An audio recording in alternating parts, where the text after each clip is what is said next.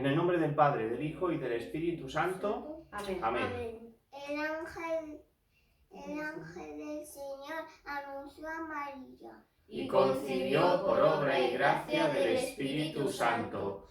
Dios te salve María, llena eres de gracia, el Señor es contigo. Bendita tú eres entre todas las mujeres, y bendito es el fruto de tu vientre Jesús. Santa María, Madre de Dios, ruega por nosotros pecadores, ahora y en la hora de nuestra muerte. Amén. He aquí la esclava del Señor. Hágase en mí según tu palabra. Dios te salve María, llena eres de gracia, el Señor es contigo. Bendita tú eres entre todas las mujeres, y bendito es el fruto de tu vientre Jesús. Santa María, Madre de Dios, ruega por nosotros pecadores, ahora y en la hora de nuestra muerte. Amén. Y el Verbo de Dios se hizo carne Y habitó entre nosotros. Dios te salve María, llena eres de gracia, el Señor es contigo. Bendita tú eres entre todas las mujeres, y bendito es el fruto de tu vientre Jesús. Santa María, Madre de Dios, ruega por nosotros pecadores, ahora y en la hora de nuestra muerte. Amén. Infunde, Señor, tu gracia en nuestras almas, para que los que hemos conocido, por medio del ángel Gabriel, la encarnación de tu Hijo Jesucristo, lleguemos, por los méritos de su pasión y su cruz, a la gloria de la resurrección. Por nuestro Señor Jesucristo, tu Hijo, que contigo vive y reina en la unidad del Espíritu Santo y eres Dios por los siglos de los siglos. Amén. Bendigamos al Señor. Demos gracias a Dios. Hola a todos, querida familia, queridos amigos de la Parroquia Santo Domingo de Silos. Hoy os propongo una nueva reflexión siguiendo el ejemplo de don Carlos, de Antonio Alonso, de Iván, sobre un tema que nos pueda ayudar, ¿no?, a vivir estos días. Vamos a aparcar un poco el tema del coronavirus y nos vamos a centrar en lo que es el Triduo Pascual. Pero no lo vamos a hacer de cualquier manera, vamos a centrarnos en la figura de la Virgen María, cómo viviría nuestra Madre esas últimas horas junto a Jesús y cómo afrontaría la resurrección, ¿no?, también, que no nos podemos olvidar de este aspecto. Así que nada, pues va a ser muy breve y espero que os ayude como a mí me ha ayudado. Siempre me ha gustado imaginar qué haría María pues mientras Jesús estaba con los discípulos haciendo milagros, viajando por toda Galilea, por toda Judea, y sin embargo en los evangelios pues no nos cuentan nada de la Virgen. Solo vemos el papel presencial que tienen las bodas de Caná, ¿no? Sin embargo, cuando nos acercamos un poco más al misterio de la pasión, ya han pasado pues casi 3 años desde ese primer milagro de Jesús y el Evangelio pues apenas nos habla de la Virgen. Solo en algún momento nos la sitúa y nos cuenta como que formaba parte del grupo que seguía a Jesús, de las mujeres que seguía a Jesús, ¿no?, en todos esos desplazamientos.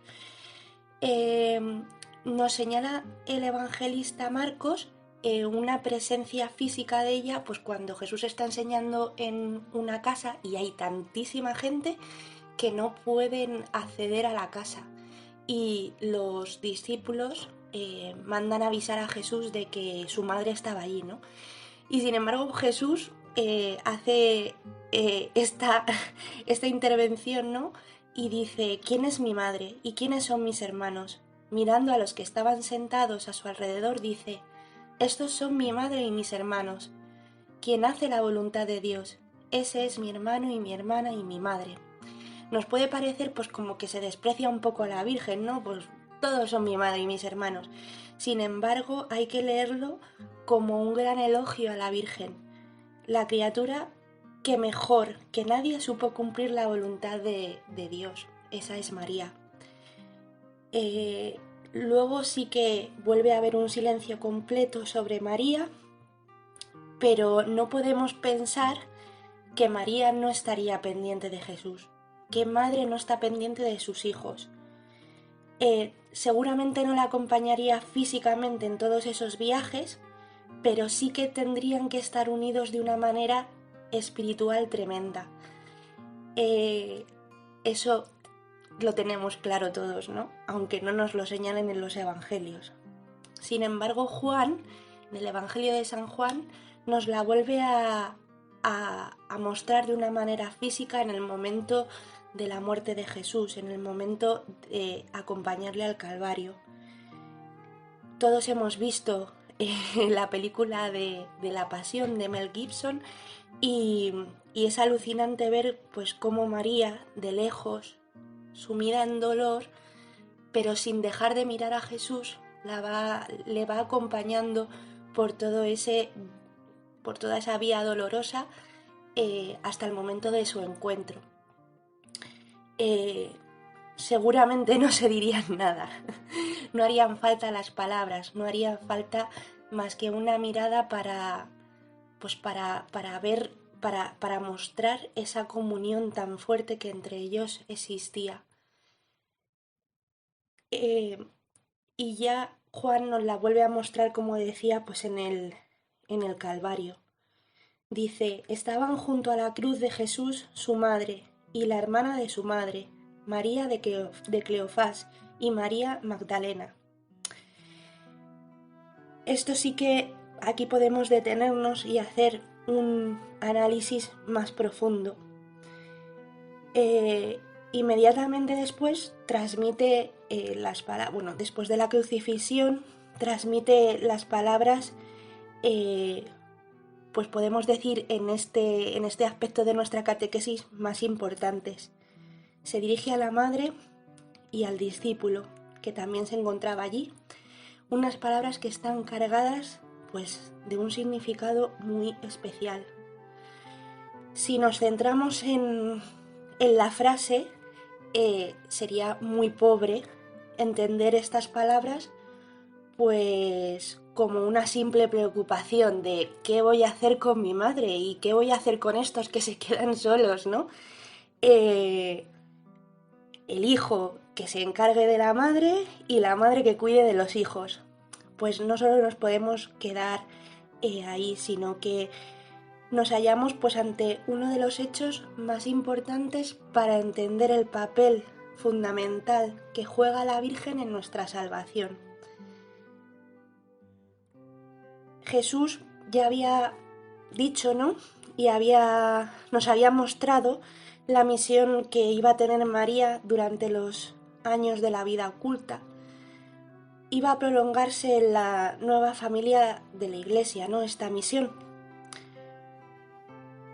Bueno, ya sabíamos que María tiene una misión importantísima desde Nazaret, pero volvamos al momento de la cruz, al momento donde se cumple esa misión que Dios había dado a María desde la Anunciación.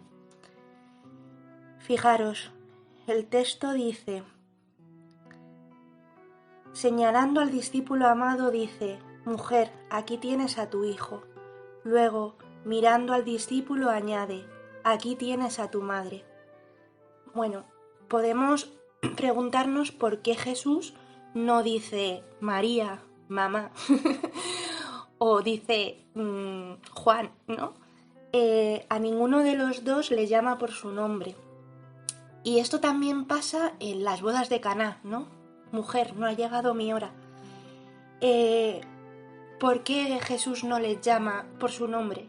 Porque lo que Jesús está queriendo significar con esta frase es que Juan y María dejan de ser Juan y María. Y ahora os explico por qué. Porque María es la nueva Eva. Por Eva nos vino el pecado. Por María, la nueva Eva, mujer sin pecado, nos llega la redención.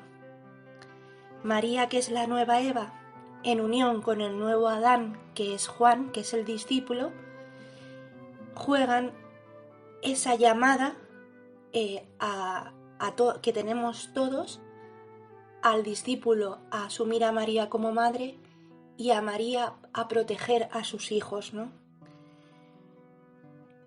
Todo esto no hace más que recordarnos que desde ese momento María es constituida madre de todos los que van a venir a la Iglesia, la madre de la Iglesia. Y desde ese momento también María ya no es solo la madre de Jesús, sino que asume una nueva maternidad espiritual, verdadera, dolorosa, pero completamente auténtica. ¿Y por qué también digo dolorosa? Pues porque se cumple la profecía de Simeón: y a ti una espada de dolor te traspasará el alma. También podemos imaginar que el corazón de Juan desde ese momento no se quedó igual, sino que se abrió.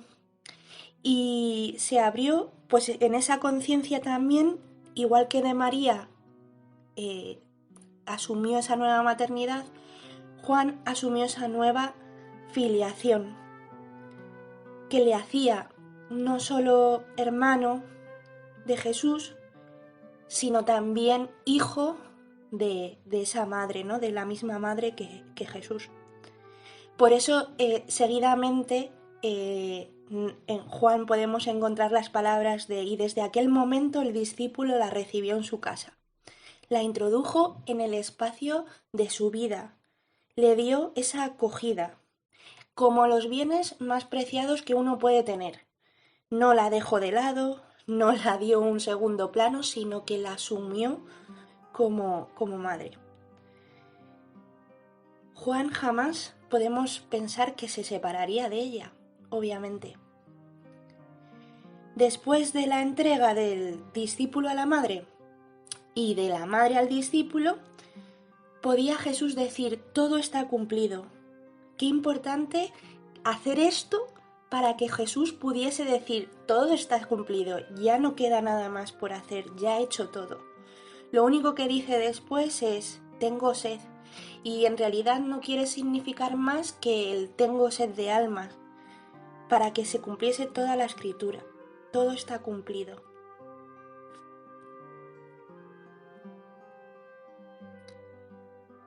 Una vez que Jesús muere hacia las 3 de la tarde,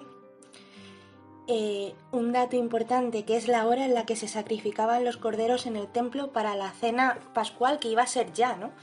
Qué simbolismo y qué bien hecho por parte de Jesús. Una vez que Jesús había muerto, ya no podemos pensar que la Virgen desaparece, ¿no? De hecho, volvemos a la película de la Pasión cuando vemos esa imagen tan tremenda del descendimiento de Jesús y cómo es depositado en las manos de la Virgen. María seguramente no podía apartar su mirada de Jesús. Estaría rota viendo a ese Cordero de Dios que quita el pecado del mundo, y no podría, pues eso, apartarse del lugar. Sin embargo, todavía ella en su corazón debía de rumiar que quedaban todavía gestos muy dolorosos, como iba a ser darle sepultura. Antes de eso, cuando era los momentos previos a la Pascua, entonces no podían quedar cadáveres expuestos, y por eso un grupo pues de gente importante pidió a Pilatos que retirasen a Jesús, pero que no le rompieran ningún hueso. Sin embargo, pues eso, el soldado que traspasó el corazón de Jesús con la lanza, y pues de él, esto ya lo conocemos obviamente, mana agua y sangre. Pues en ese momento que la lanza atraviesa el corazón de Jesús, también podemos pensar que esa misma lanza es la de la profecía de Simeón. También atraviesa el alma de María. Una espada te traspasará el alma.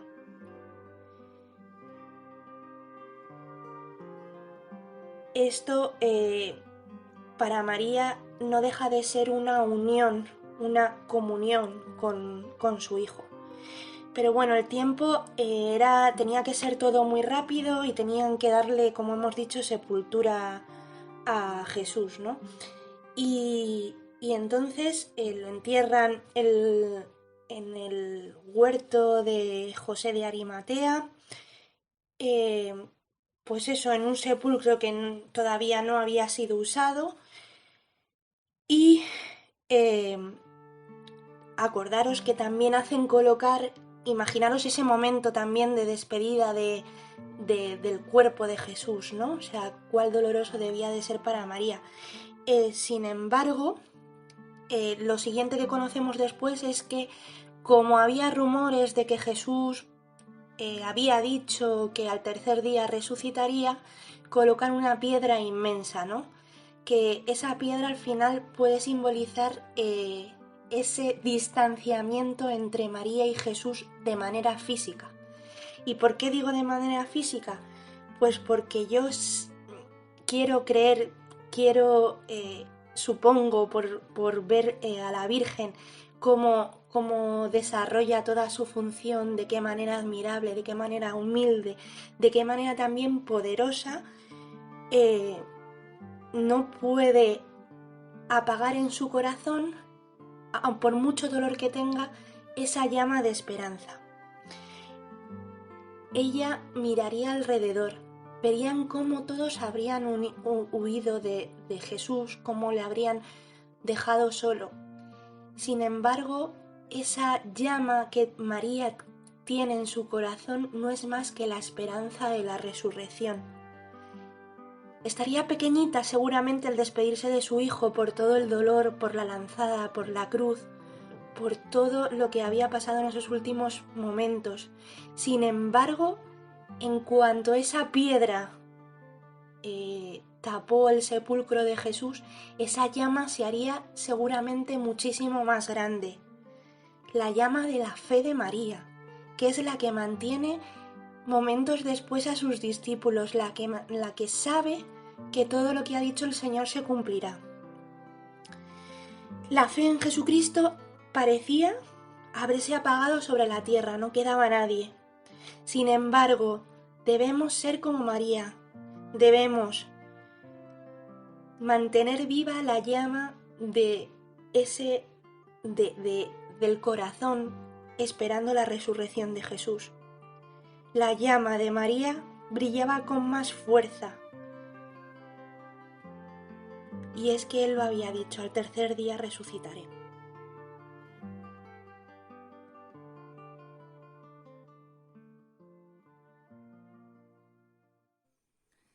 Bueno, y yo ahora, después de esta pequeña reflexión, quiero haceros unas preguntas para que participéis. Invito a las chicas de la parroquia, vamos, a que también nos contéis pues algo sobre este asunto, ¿no? Vuestra devoción a la Virgen y sobre todo que esa fe de María no se apagó nunca. Podía estar más chiquitita en momentos de sufrimiento, entiendo, pero ella no dejó de creer, no dejó de saber y que su hijo cumpliría todo lo que, pues todas las promesas, ¿no? Os quiero hacer una pregunta y es si en vuestro corazón sigue viva esa llama, esa esperanza en la resurrección de Jesús. Ahora nos preparamos para ello. ¿Sigue viva esa llama? Y también quería preguntaros que qué hacéis en estos tiempos tan difíciles en los que esa llama puede verse debilitada, puede verse mermada.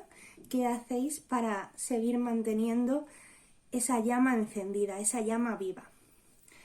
Pues un saludo a todos. Espero que estéis bien y que esto pues nos ayude y que sigamos tan unidos como hasta ahora. De la encíclica Redemptoris Mater del Papa San Juan Pablo II, cuando, después del encuentro en el templo, a la pregunta de la madre, ¿por qué has hecho esto?, Jesús, que tenía 12 años, responde, ¿no sabíais que yo debía estar en la casa de mi Padre? Y el evangelista añade, pero ellos, José y María, no comprendieron la respuesta que les dio. Por lo tanto, Jesús tenía conciencia de que nadie conoce bien al Hijo sino el Padre, tanto que aun aquella a la cual había sido revelado más profundamente el misterio de su filiación divina, su madre, vivía en la intimidad con este misterio sólo por medio de la fe, hallándose al lado del Hijo, bajo un mismo techo, y manteniendo fielmente la unión con su Hijo, avanzaba en la peregrinación de la fe, como subraya el concilio, y así sucedió a lo largo de la vida pública de Cristo, de donde día tras día se cumplía en ella la bendición pronunciada por Isabel en la visitación: feliz la que ha creído. Esta bendición alcanza su pleno significado cuando María está junto a la cruz de su Hijo. El concilio afirma que esto sucedió, no sin designio divino. Se condolió vehementemente con su unigénito y se asoció con corazón maternal a su sacrificio, consistiendo con amor a la inmolación de la víctima engendrada por ella misma. De este modo, María mantuvo fielmente la unión con su Hijo hasta la cruz, la unión por medio de la fe, la misma fe con la que había acogido la revelación del ángel en el momento de la anunciación. Entonces había escuchado las palabras: Él será grande, el Señor Dios le dará el trono de David, su padre, reinará sobre la casa de Jacob por los siglos, y su reino no tendrá fin. Y he aquí que, estando junto a la cruz, María es testigo, humanamente hablando, de un completo desmentido de estas palabras. Su Hijo agoniza sobre aquel madero como un condenado, despreciable y deshecho de hombres, varón de dolores, despreciable y no le tuvimos en cuenta, casi anonadado. Cuán grande, cuán heroica en esos momentos la obediencia de la fe demostrada por María ante los insondables designios de Dios. Cómo se abandona en Dios sin reservas, prestando el homenaje del entendimiento y de la voluntad a aquel cuyos caminos son inescrutables. Y a la vez, cuán poderosa es la acción de la gracia en su alma, cuán penetrante es la influencia del Espíritu Santo, de su luz y de su fuerza. Por medio de esta fe, María está unida perfectamente a Cristo en su despojamiento. En efecto, Cristo, siendo de condición divina, no retuvo ávidamente el ser igual a Dios, sino que se despojó de sí mismo, tomando la condición de siervo, haciéndose semejante a los hombres. Concretamente en el Gólgota, se humilló a sí mismo, obedeciendo hasta la muerte, y muerte de cruz. A los pies de la cruz, María participa por medio de la fe en el desconcertante misterio de este despojamiento. Esta tal vez la profunda kénosis de la fe en la historia de la humanidad. Por medio de la fe, la Madre participa en la muerte del Hijo, en su muerte redentora, pero a diferencia de la de los discípulos que huían, era una fe mucho más iluminada. Jesús en el Gólgota, a través de la cruz, ha confirmado definitivamente ser el signo de contradicción predicho por Simeón. Al mismo tiempo, se han cumplido las palabras dirigidas por él a María: y a ti misma una espada te atravesará el alma. Sí, verdaderamente feliz la que ha creído. Estas palabras, pronunciadas por Isabel después de la Anunciación, aquí, a los pies de la cruz, parecen resonar con una elocuencia suprema, y se hace penetrante la fuerza contenida en ellas. Desde la cruz, es decir, desde el interior mismo del misterio de la redención, se extiende el radio de acción y se dilata la perspectiva de aquella bendición de fe, se remonta hasta el comienzo y como participación en el sacrificio de Cristo, nuevo Adán, en cierto sentido, se convierte en el contrapeso de la desobediencia y de la incredulidad contenidas en el pecado de los primeros padres.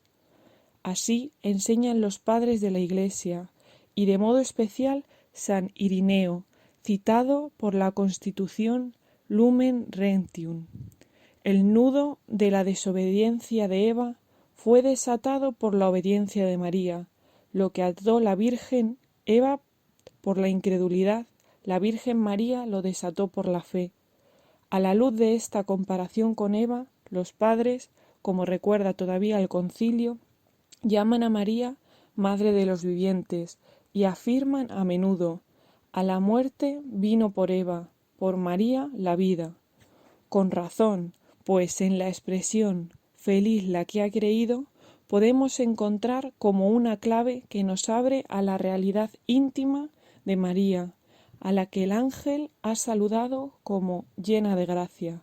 Sí, como llena de gracia, ha estado presente eternamente en el misterio de Cristo. Por la fe se convertía en partícipe de toda la extensión de su itinerario terreno. Avanzó en la peregrinación de la fe y al mismo tiempo, de modo discreto pero directo y eficaz, hacía presente a los hombres el misterio de Cristo, y sigue haciéndolo todavía, y por el misterio de Cristo está presente entre los hombres. Así, mediante el misterio del Hijo, se aclara también el misterio de la Madre. Yo también quiero compartir con vosotros un breve testimonio, una reflexión sobre cómo nos puede ayudar en este Sábado Santo mirar a la Santísima Virgen, que a mí me parece se nos presenta como modelo de dos cosas muy importantes para la vida cristiana. En primer lugar, ella es la que guarda todas estas cosas en su corazón, aun sin comprenderlas muchas veces, y también ella es la que espera la venida del Señor, confiando en que se cumplirá lo que el Señor ha anunciado, su resurrección. En primer lugar, nos decía que la Virgen es la que guarda estas cosas en el corazón y la que se queda como en silencio ante los planes que Dios dispone y que ella muchas veces no comprende, ¿verdad? Como le pasó cuando recuperó a Jesús perdido y hallado en el templo entre los sabios. Pero, ¿cómo nos has hecho esto? Ella guardaba todo en su corazón. Yo confieso que también en estos días más de una vez al Señor le he dicho: ¿cómo nos puedes hacer esto? Sobre todo cuando pienso en la privación del sacramento de la Eucaristía, que muchos estáis viviendo ya desde hace unas cuantas semanas y que también yo mismo he vivido. Cuando yo estuve ingresado esos 6 días en el hospital, yo creo que fue el único domingo de mi vida en el que no estuve en misa, porque mi madre, desde recién nacidos, desde pequeños, cuando éramos unos bebés, nos llevaba a mis hermanos y a mí a misa todos los domingos, siempre. Y por supuesto también yo tuve mi adolescencia rebelde y de no querer ir a misa, aún así iba los domingos, obligatorio, en casa, siempre. Y desde los, creo que 19 años, o sea, hace ya 31, creo que he ido a misa todos los días, salvo alguna excepción muy rara. Y desde que soy cura, por supuesto, todos los días. Estuve 5 días sin poder celebrar la Eucaristía, sin poder comulgar, con un domingo incluido. Yo pensaba, bueno, y todas las personas que llevan semanas sin poder comulgar y que hacen la comunión espiritual, también yo por supuesto la hacía. Y yo al Señor le decía, pero ¿cómo nos puedes hacer esto? Pues le pido al Señor, ¿verdad?, que como la Virgen, dócilmente, humildemente, también silenciosamente, guardemos todos en el corazón las cosas que Dios ha dispuesto en este momento de nuestra vida y la de toda la humanidad. Todo lo que ha venido de crisis sanitaria, todo lo que viene ahora de crisis económica, hágase, Señor. Que contemplemos las acciones de Dios guardándolas en el corazón, mirándolas con la fe de María. Y en segundo lugar, os decía que la Virgen es modelo de la que aguarda la resurrección de Jesús, la que sabe que se cumplirá lo que el Señor ha anunciado. Y le pido que en este Sábado Santo la Virgen nos enseñe a vivir en vela, ¿verdad? A vivir pendientes del Señor y atentos a que cuando Él resucite, nosotros seamos los primeros en verle y en anunciarle a los demás.